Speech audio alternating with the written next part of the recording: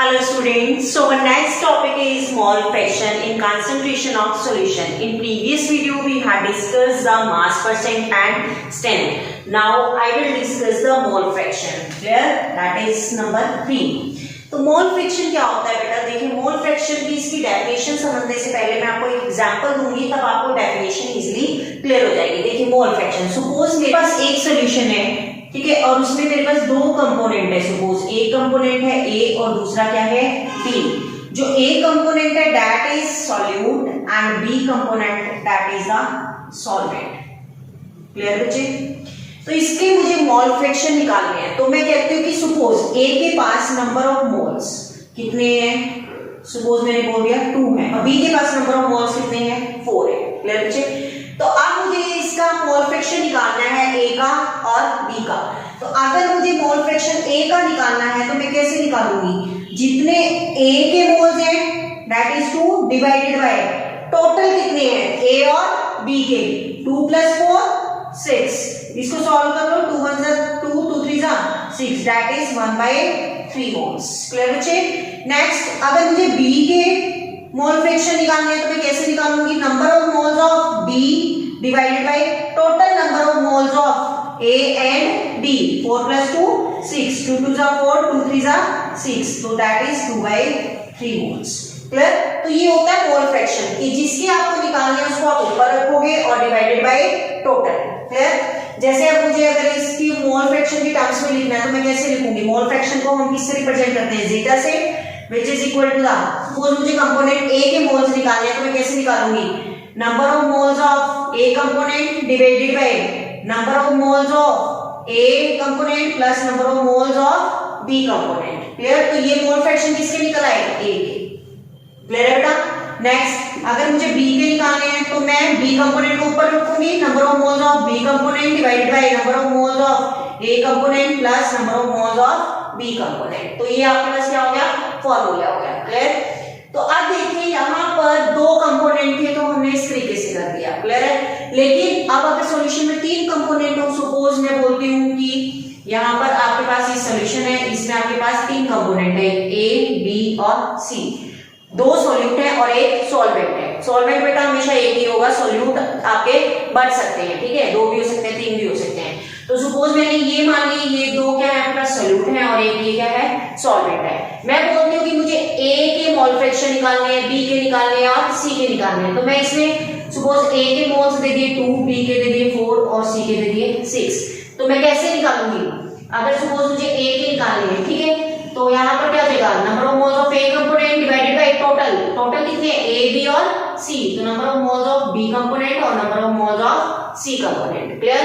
अगर मुझे बी के निकालने हैं तो बी के कैसे निकालूंगी? Number of moles of B component divided by total that is A B और सी. अगर मुझे सी के निकालने हैं तो number of moles of C component divided by total B plus C. Clear है बच्चे? निकालोगे वैसे. देखिए ए के कितने हैं? That is 2. टोटल कितने हैं? 6 4 10 और 2 12. 2 × 1 = 2, 2 × 6 = 12. क्लियर? बी के कितने हैं? 4 डिवाइडेड बाय 12. 4 × 1 = 4, 4 × 3 = 12. सी के कितने हैं? 6. टोटल कितने हैं? 12. 6 × 1 = 6, 6 × 2 = 12. तो ये ए बी सी के क्या आ गया आपके पास? मोल फ्रैक्शन आ गया. क्लियर है? इतनी बात कर लोगे. चलिए अब देखिए definition. It is the ratio of the number of moles of solute या फिर solvent to the total number of moles of solute and solvent. Clear? तो वो क्या है? रेशो है किसका? Number of moles of solute या फिर सॉल्वेंट. अगर सॉल्यूट है तो सॉल्यूट ऊपर आ जाएगा, अगर सॉल्वेंट है तो सॉल्वेंट ऊपर आ जाएगा. Divided by total number of moles of solute and solvent. That is called the mole fraction. इसको हम रिप्रेजेंट करते हैं किससे? जीटा से. क्लियर होगी इतनी बात? पक्का कर लोगे इसको. चलिए अब एक क्वेश्चन देखिए मोल फ्रैक्शन पे, फिर आपको होप्स और क्लियर हो जाएगा. ठीक है, क्वेश्चन देखिए मोल फ्रैक्शन के ऊपर. यहां से आपको बिल्कुल क्लियर हो जाएगा मोल फ्रैक्शन. सपोज मैं कहती हूं मेरे पास 40 ग्राम क्या है? NaOH है और 55 ग्राम क्या है मेरे पास? वाटर है. क्लियर? तो वो क्वेश्चन में क्या कह रहा है कि आपको NaOH के मोल फ्रैक्शन निकालने हैं और वाटर के मोल फ्रैक्शन निकालने हैं. ठीक है बेटा? तो कैसे निकालेंगे? देखिए ग्राम ये मास में दे रखा है आपको. ठीक है, और मोल फ्रैक्शन क्या होता है? Number of moles of one component divided by number of moles of total component. One component को सॉल्यूट भी हो सकता है, सॉल्वेंट भी हो सकता है, divided by total solute plus solvent. तो देखिए कैसे निकालेंगे आप, फॉर्मूला लगाइए पहले NaOH का मोल फ्रैक्शन की टर्म्स में। यहाँ पर क्या आएगा, number of moles of NaOH divided by number of moles of total, मतलब सॉल्यूट और सॉल्वेंट, मतलब आपके पास NaOH प्लस H2O। क्लियर?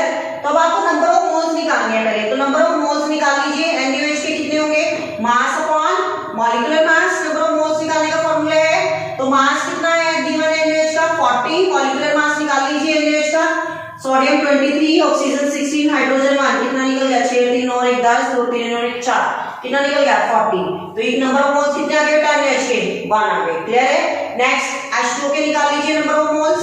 कैसे, मास कितना गिवन है आपको 55 डिवाइडेड बाय H2O का मॉलिक्यूलर मास निकाल लीजिए 2 into 1, हाइड्रोजन का मास 1 प्लस ऑक्सीजन का 16 into 1 number of atom 2 plus 16 कितना आ गया 18, तो डिवाइडेड बाय 18।